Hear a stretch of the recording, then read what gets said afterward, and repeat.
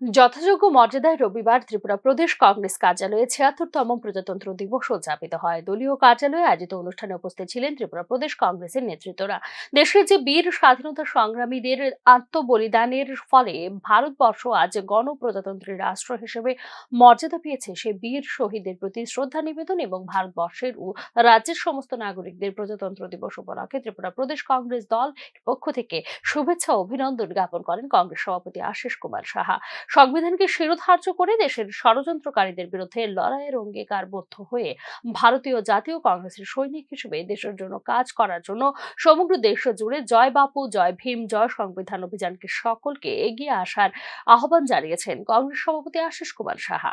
আজকের দিনে ভারতীয় জাতীয় কংগ্রেস দলের একজন সৈনিক রূপে আমরা সংকল্পে অঙ্গীকার আমরা করব যে সংবিধান রক্ষা করব, সংবিধানকে আমাদের শিরোধার্য করে এই দেশের যারা ষড়যন্ত্রকারী তাদের বিরুদ্ধে আমরা লড়াই শুরু করব।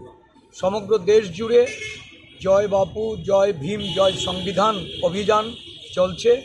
আজকে আমাদের রাজ্যের কুমারঘাটে কৈলাসহর জেলার যে আমাদের সাংগঠনিক জেলা, এই সাংগঠনিক জেলায় আমাদের এই কর্মসূচি হবে। আমরা এই অভিযানে